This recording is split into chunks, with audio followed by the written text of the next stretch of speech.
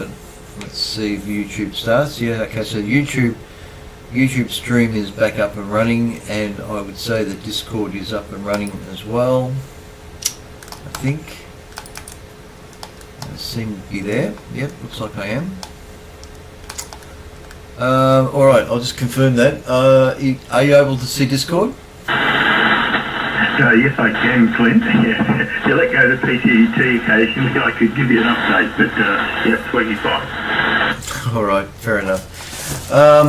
This is the dovetail that arrived, and as you can see, it's a small, where's my camera?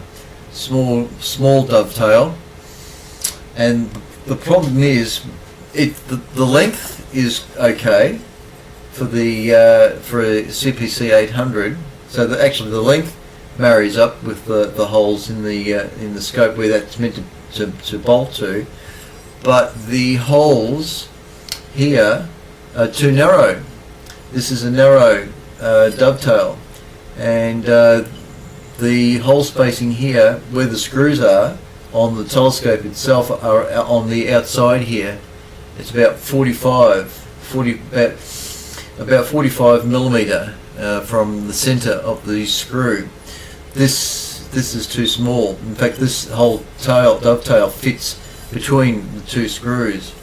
So I've sent an email off to Sidereal Trading people, and I said, look, we've got it, it's finally arrived, but unfortunately we need the wide dovetail, not the narrow one. So I'm hoping that someone has the wide dovetail, and we'll get that sorted out fairly soon. So that's a bit of a nuisance. That's just created further delay in the proceeds of getting things done. But let me show you this lovely device. I bet you wish you had one of these things. This is just part of the experiments that I intend to do.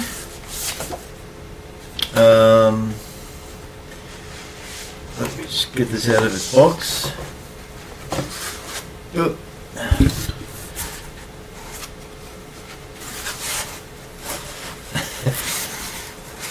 Right. I think you know what I've got here. The heliospectrometer. It's a Emlastro SHG. Emlastro SHG 700, I think the number is. Anyway, this is all going to be part of the solar experiments that I intend to do. And let me just try and get this into the. So they're the various wavelengths that we're going to be able to photograph of the sun.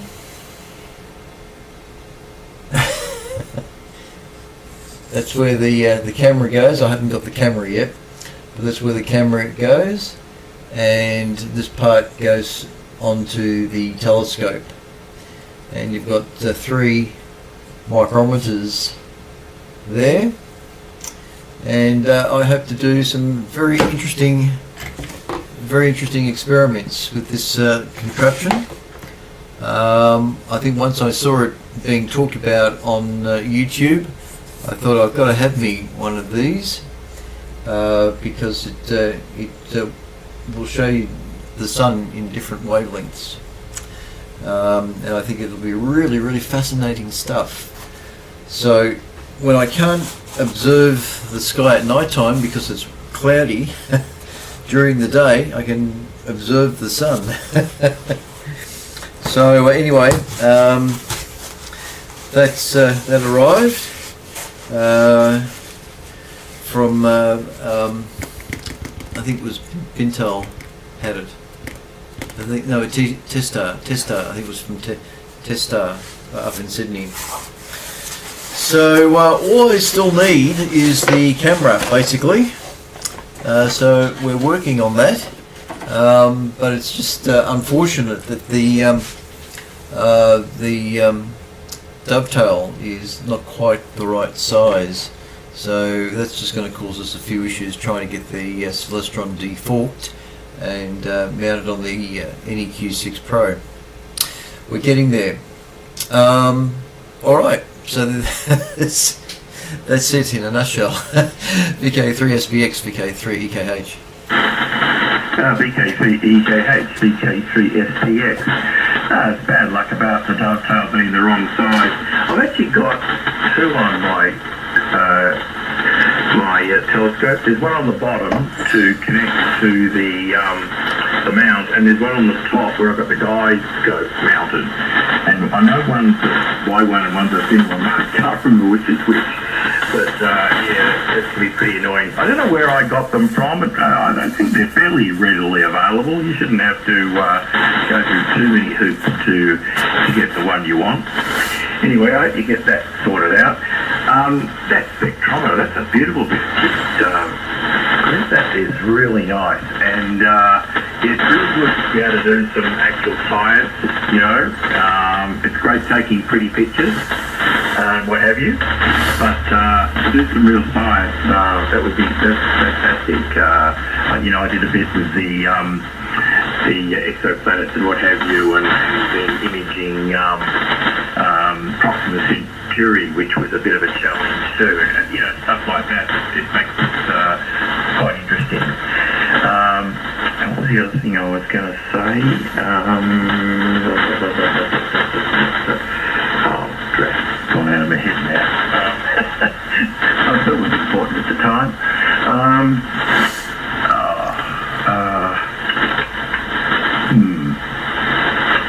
No, I can't think what it was now. Well, I suppose it doesn't matter. I can't have been that important, I suppose. Right. Anyway, yeah, good luck with that. Oh, the camera. Maybe we're going to talk about cameras. Yeah. Because I've got a guide scope. I think if I was starting to go in today, I'd be very attracted to one of these cameras that has the guiding chip in it as well. Super expensive. So I've got a colour camera. That's a 71. What is it? I can't remember. And then the other one is a monochrome camera with a slightly higher resolution. And I've also got a small planetary camera as well. But the main camera is the black and white camera. Anyway, yeah, it's all heading in the right direction anyway. So you'll get there in the end. Must come up for a visit one day too. All right, back to you. Maybe someone else has turned up in the meantime. VK3DKH, VK3SPX. Yeah, no worries. So VK3SPX, VK3EKH. Yeah, it's like all our hobbies, you know, they're pretty expensive, and it's just a little unfortunate that getting into astronomy can be a fairly decent outlay of money. And although I'm pretty sure you've been seeing the results from the Star Sense, is that what they call it? That little compact telescope that sits on a little tiny tripod, and yeah, the results getting from that little telescope, computer-controlled telescope, is really outstanding. And it's not very expensive either. Well, I think it's under $1,000. And I think if you had like a family and you had a young son that expressed an interest in wanting a telescope, I mean, it's all very nice to say, well, you start off with a pair of binoculars and a star map that you put above your head, and learn about the sky that way. But in this modern day and age, where mobile phones and apps on mobile phones are a big thing, that particular star, I think it's called Star Sense, can't remember now, is a great starter. I mean, what you can do with one of those things, the images that I've seen coming from those little computer-controlled telescope cameras, they're basically just a really good camera. with a decent lens on it, is really, really outstanding. But like I was saying, it still depends on just how far you want to go with it, and I think the outlay of the dome, the 3-meter scope dome that I've got here, is a clear indicator of my interest and where I want to go. So I still want to explore, the maximum that I can possibly do with the telescopes that I've got.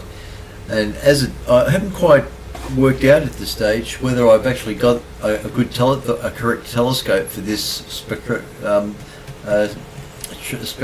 device, because a lot depends on having a correct focal length for it to work on. And I haven't quite yet confirmed it, but I don't think I don't think it actually will work very well on any of the telescopes that I've got. I'm not really sure about that. I need to investigate that, but I may need to actually invest in a more appropriate telescope. So we'll see about that. I've got to do some research, but I've got the main device here. That's the main thing, and at this stage I've just got to try and get a couple of decent cameras, a planetary camera and a deep sky camera. But I'm trying to make up my mind what model, what one to get.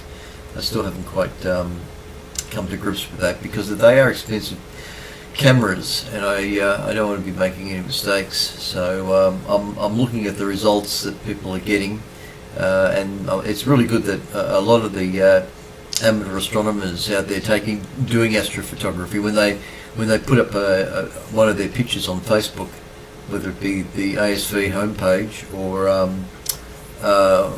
somewhere else, they generally describe their setup and how they took the picture. So I'm making notes, but I haven't quite acted on it yet. But I see this spectroscope and I'm thinking, I've got to have that,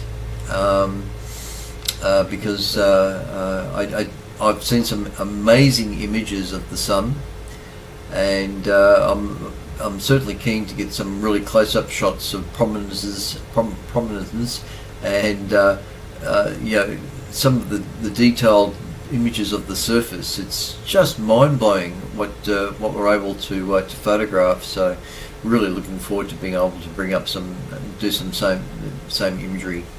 Looking forward to that. And of course, the idea I like about this unit too, is that I can I'll be able to run a direct feed to through the Melbourne TV repeater and all that sort of thing, and on YouTube or whatever, and do a direct, like this is live sort of thing. So it'd be really interesting to be able to do that too. Alright, I'm going to close down at this point in time. I've got a long drive I'm doing tomorrow, 4-hour drive, so I better try and get a little bit of sleep under my belt. So Steve, you have a lovely weekend, and have a great week, and we'll be here next Friday, hopefully with things a little bit more organised. It's just a shocker. But, I really need to get a haircut too, I think. VK3 SPX, VK3 EKH. VK3 EKH, VK3 SPX. Yeah, no worries, Clint. Thanks for that. I'll make a few closing comments, just follow up.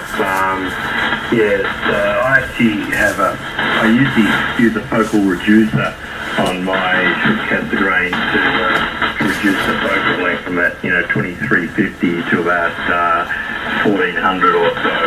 Increases the mid-10 there, 6.3 I think. So you can vary that a bit. Of course, if you're doing planetary, you've got to do the opposite way. You need about 10 meters of focal length to take photographs of Jupiter. You have a Barlow lens there or something. I think C-Star, that's those little telescopes. Yeah, I've never seen one in the flesh, but impressive. I think though, with the dome you've got and the aspiration you've got, getting some decent gear and cameras and stuff, you end up with a much better result in the long run. But it's probably a lot more agonising advertising procedure, and it's very expensive. I think you probably know all that. Yeah, I know what I was thinking about. So where the kit to what I thought before too. I understand that connects directly to your dome, so that means it doesn't matter what you're doing. If you're just doing anything without any remote control, it'll still work, I guess. But I just wondered what software you're looking at for controlling the telescope for astrophotography, because most of the software suites will connect up to a device like that and close it down under control of the software and what have you as well. Anyway, that's a whole other thing, of course, to decide what software suite you're going to use, and you set up all the actual devices, you'll find all that in due course, I dare say. All right, you have a good weekend too, Clint. BKCK, CKPSPX. Yeah, no problem, Steve. I'm still working all that out too. There is a swag of programs for the processing of images and things like that. So that's still to come, working at that.